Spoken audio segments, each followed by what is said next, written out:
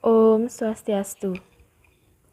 Yang terhormat Bapak dan Ibu penguji, perkenalkan saya Lohmade Puspadewi Andayani, NIM P07134019-045. Pada kesempatan kali ini, izinkan saya untuk mempresentasikan penelitian yang berjudul Gambaran Kadar Asam Urat pada Lanjut Usia di wilayah Desa Ritkemuning, Kabupaten Klungkung.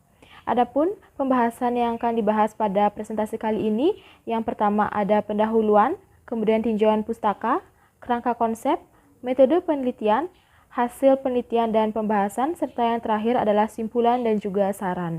Latar belakang dari penelitian ini yaitu pada tahun 2019 sudah ada 5 provinsi yang memiliki jumlah penduduk lansia di atas 10%. Salah satunya adalah Provinsi Bali, di mana pada Provinsi Bali jumlah penduduk lansia sebesar 11,30%. Kemudian pada tahun 2020 terjadi penambahan jumlah penduduk berusia lanjut di Kabupaten Klungkung yaitu sebesar 10,89%, yang kemudian akan meningkatkan penyakit degeneratif. Salah satu penyakit degeneratif adalah asam urat. Prevalensi penyakit asam urat berdasarkan diagnosis tenaga kesehatan sebesar 11,9%, kemudian berdasarkan diagnosis atau gejala sebesar 24,7%, kemudian berdasarkan laporan dari Provinsi Bali sebesar 10,46%. Tahun 2018 terjadi kenaikan jumlah kasus asam urat di Kabupaten Klungkung sebesar 11,72%, dan berdasarkan survei awal dengan mewawancari 10 orang lansia di wilayah Desa Ritkemuning Kabupaten Klungkung, didapatkan 6 orang lansia yang menunjukkan tanda-tanda memiliki kadar asam urat yang tinggi.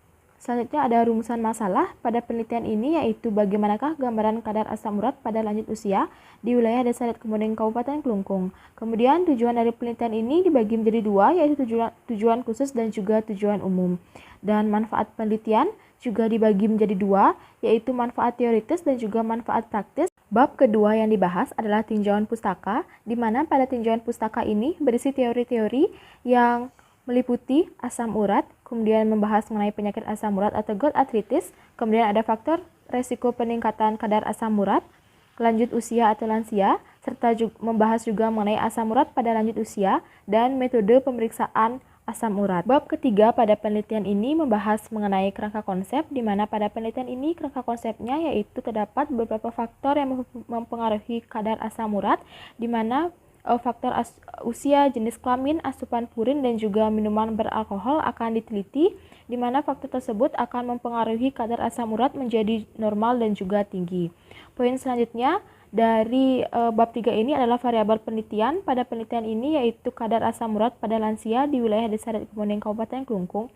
Kemudian ada definisi operasional. Pada penelitian ini yang pertama ada kadar asam urat dikategorikan menjadi kadar normal dan juga tinggi. Kemudian ada usia lansia, dikategorikan menjadi 3 kategori, yaitu lansia awal, lansia akhir, dan juga masa manula.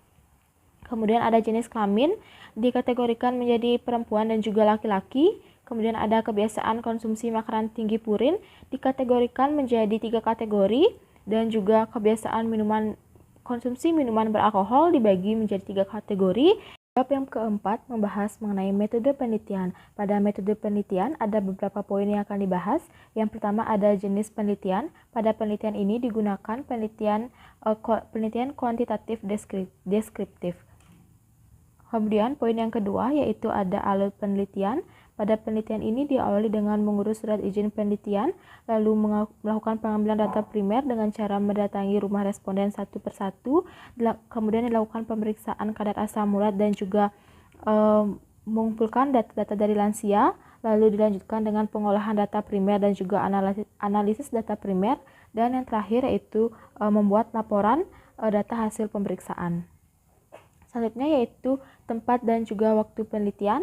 Tempat penelitian dilaksanakan di Desa Ritkemuning Kabupaten Klungkung pada bulan Maret 2022 sampai April 2022. Poin selanjutnya yaitu populasi dan juga sampel penelitian. Populasi sebanyak 318 lansia dengan sampel yang diambil adalah 32 lansia yang diambil berdasarkan kriteria inklusi dan juga eksklusi yang sudah ditetapkan dengan teknik pengambilan sampel yaitu non-probability sampling secara purposive sampling. Kemudian ada jenis dan juga teknik pengumpulan data. Yang pertama ada jenis data, yaitu data primer dan juga data sekunder. yaitu yang kedua ada teknik pengumpulan data dengan cara wawancara dan juga pemeriksaan kadar asam urat. Kemudian ada instrumen pengumpulan data meliputi inform consent, form wawancara, kamera, dan juga alat tulis. Sedangkan instrumen yang digunakan untuk pemeriksaan kadar asam urat meliputi bahan, alat, dan juga sampel. Kemudian ada prosedur kerja pemeriksaan. Yang pertama ada tahap pre-analitik meliputi pengisian inform consent, form wawancara, dan juga pengambilan sampel darah kapiler. Lalu dilanjutkan dengan tahap analitik dengan meneteskan darah pada cek strip asam urat, kemudian menutup bekas tusukan dengan kapas kering, kemudian menunggu selama kurang lebih 10 detik, maka hasil akan muncul di display alat, dan kemudian membersihkan sampah-sampah medis yang digunakan. Lalu masuk ke tahap post analitik, di mana pada tahap ini data hasil pemeriksaan dicatat dan diinterpretasikan menjadi hasil normal dan juga tinggi. Kemudian ada pengolahan dan juga analisis data. Teknik pengolahan data meliputi editing, coding, data entry, dan juga cleaning. Kemudian teknik analisis data pada penelitian ini digunakan statistik deskriptif atau analisis univariat. Kemudian poin yang terakhir pada bab 4 ini ada etika penelitian, di mana peneliti mengajukan permohonan kaji etik kepada Komisi Etik Penelitian Kesehatan Poltekkes Denpasar dengan juga mencantumkan kode etik penelitian, yaitu menghormati harkat dan juga martabat manusia, berbuat baik dan juga tidak merugikan, dan berbuat adil kepada seluruh responden yang digunakan.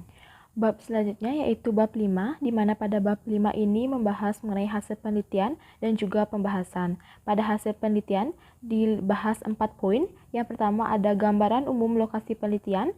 Lokasi penelitian ini dilaksanakan di Desa Adat Kemuning, Kabupaten Kelungkung, yang terletak di Kelurahan Semarapura Kelot, Kabupaten Kelungkung.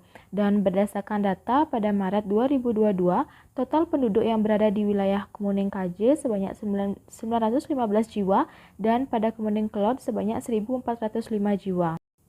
Poin yang kedua pada hasil penelitian yaitu karakteristik subjek penelitian. Karakteristik yang pertama ada karakteristik usia. Terlihat bahwa usia masa manula memiliki frekuensi yang paling sedikit di antara usia lansia lainnya. Kemudian berdasarkan karakteristik jenis kelamin didapatkan bahwa antara perempuan dan laki-laki memiliki frekuensi yang seimbang, yaitu sebanyak 16 orang masing-masing perempuan dan juga laki-laki. Selanjutnya, berdasarkan konsumsi makanan tinggi purin, semua lansia di wilayah Desa Adat Kemuning, Kabupaten Kelungkung mengonsumsi makanan tinggi purin dengan frekuensi asupan terbanyak, yaitu lebih dari 3 kali seminggu atau masuk dalam kategori sering sebanyak 71,9%. Kemudian berdasarkan konsumsi minuman beralkohol, paling banyak lansia tidak mengonsumsi minuman beralkohol, yaitu sebesar 75%, dan dari lansia yang mengonsumsi minuman beralkohol sebanyak 25% memiliki frekuensi asupan yaitu lebih dari 3 kali seminggu sebanyak 9,4% dan kurang dari 3 kali seminggu sebanyak 15,6%. Selanjutnya, berdasarkan tabel 8 menunjukkan bahwa lansia di Desa Kemuning, Kabupaten Kelungkung sebagian besar memiliki kadar asam urat yang tinggi, yaitu sebanyak 20 orang atau 62,5% dari 32 subjek penelitian yang digunakan. Poin yang keempat pada hasil penelitian membahas mengenai kadar asam urat berdasarkan karakteristik responden. Yang pertama ada karakteristik usia. Berdasarkan karakteristik usia, kadar asam urat yang tinggi paling banyak diderita oleh kelompok umur masa manula atau lebih dari 65 tahun. Kemudian berdasarkan karakteristik jenis kelamin, kadar asam urat yang tinggi banyak diderita oleh laki-laki. Kemudian berdasarkan konsumsi makanan tinggi purin, kadar asam urat yang tinggi paling banyak diderita oleh lansia yang mengonsumsi makanan tinggi purin dengan frekuensi asupan lebih dari 3 kali seminggu. Kemudian berdasarkan konsumsi minuman beralkohol, kadar asam urat yang tinggi paling banyak diderita oleh kelompok lansia yang tidak pernah mengonsumsi minuman beralkohol. Poin kedua dari bab 5 adalah pembahasan dari hasil penelitian. Yang pertama ada pembahasan tentang kadar asam urat pada lansia, yang dimana pada penelitian ini didapatkan bahwa lansia memiliki kadar asam urat yang tinggi. Hal tersebut sejalan dengan penelitian yang telah dilakukan oleh Ibu Arjani pada tahun 2018 dan Harlina pada tahun 2020. Hal ini dapat terjadi karena pada lansia terjadi berbagai penurunan fungsi organ, kemudian adanya penurunan fungsi ginjal dan konsumsi obat-obatan seiring dengan bertambahnya usia lansia, kemudian juga ditunjang dengan aktivitas fisik yang kurang dan juga pola makan yang tidak baik dari lansia. Pembahasan yang kedua yaitu mengenai kadar asam urat berdasarkan karakteristik lansia. Yang pertama yaitu ada karakteristik usia. Didapatkan bahwa usia masa manula memiliki kadar asam urat yang lebih tinggi jika dibandingkan dengan lansia dengan kategori usia yang lainnya. Hal ini menggambarkan bahwa semakin bertambahnya usia seseorang, maka kadar asam urat akan semakin meningkat. Hal ini sejalan dengan penelitian yang dilakukan oleh Astuti pada tahun 2021 dan Husnaniah pada tahun 2019. Hal ini terjadi karena semakin bertambahnya usia terjadi proses penuaan yang mengakibatkan pembentukan enzim HGRT terganggu, di mana jika enzim ini terganggu maka purin yang ada dalam tubuh akan meningkat dan mengakibatkan terjadinya hiperurisemia. Karakteristik jenis kelamin didapatkan terdapat 13 responden laki-laki yang memiliki kadar asam urat yang tinggi. Hal ini menggambarkan bahwa lansia dengan jenis kelamin laki-laki memiliki kadar asam urat yang lebih tinggi jika dibandingkan dengan perempuan. Hal ini sejalan dengan penelitian yang dilakukan oleh Firdaus pada tahun 2021 dan Siswanto pada tahun 2019. Laki-laki pada umumnya memiliki kadar asam urat yang lebih tinggi jika dibandingkan dengan perempuan. Pada perempuan terdapat hormon estrogen yang berperan mengekskresikan asam urat melalui ginjal. Karakteristik yang ketiga yaitu kebiasaan konsumsi makanan tinggi purin didapatkan sebanyak 18 responden memiliki kadar asam urat yang tinggi, di mana responden tersebut mengonsumsi makanan tinggi purin lebih dari 3 kali seminggu. Hasil ini sejalan dengan penelitian yang dilakukan oleh Listiani pada tahun 2020 dan Kusoi pada tahun 2019. Hal ini terjadi karena asam purin yang terkandung di dalam makanan akan diubah menjadi asam urat, dan semakin sering seseorang tersebut mengonsumsi makanan yang mengandung purin, maka sintesa purin akan meningkat. Karakteristik yang terakhir yaitu kebiasaan konsumsi minuman beralkohol. Didapatkan bahwa responden yang tidak mengonsumsi minuman beralkohol memiliki kadar asam urat yang lebih tinggi. Hal tersebut terjadi karena responden yang digunakan pada penelitian ini merupakan seorang lansia, di mana usia merupakan salah satu penyebab peningkatan kadar asam urat. Selain itu, alkohol bukan merupakan faktor satu-satunya yang meningkatkan kadar asam urat di dalam tubuh. Jika hanya melihat pemeriksaan berdasarkan responden yang mengonsumsi minuman beralkohol, dari 8 responden yang mengonsumsi, terdapat 7 responden yang memiliki kadar asam urat yang tinggi. Hal tersebut juga sejalan dengan penelitian yang telah dilakukan terdahulu. Hal ini terjadi karena alkohol merupakan salah satu sumber purin, di mana mengonsumsi alkohol dapat meningkatkan resiko terkena asam urat karena alkohol dapat menyebabkan pembuangan asam urat di dalam urin berkurang. Bab terakhir pada presentasi kali ini yaitu bab 6, membahas mengenai simpulan dan juga saran. Simpulan yang pertama yaitu berdasarkan karakteristik lansia di wilayah Desa Kemuning Kabupaten Kelungkung, didapatkan bahwa pada masa lansia awal dan juga masa lansia akhir memiliki frekuensi yang lebih banyak. Kemudian berdasarkan jenis kelamin didapatkan frekuensi yang seimbang antara perempuan dan juga laki-laki. Berdasarkan karakteristik kebiasaan konsumsi makanan tinggi purin, didapatkan semua lansia mengonsumsi makanan tinggi purin, dan juga berdasarkan karakteristik konsumsi minuman beralkohol didapatkan sebanyak 75% lansia tidak mengonsumsi minuman beralkohol.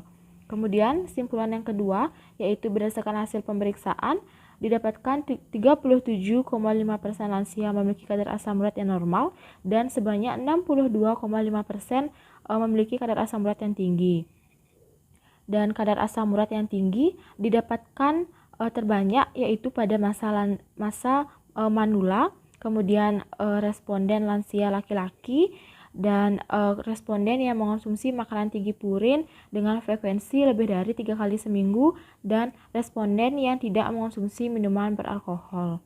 Kemudian saran pada penelitian ini dikhususkan bagi lansia, bagi keluarga lansia, dan juga bagi peneliti selanjutnya. Baik, sekian presentasi dari penelitian saya. Akhir kata saya tutup dengan Parama Santi. Om Santi Santi Santi Om.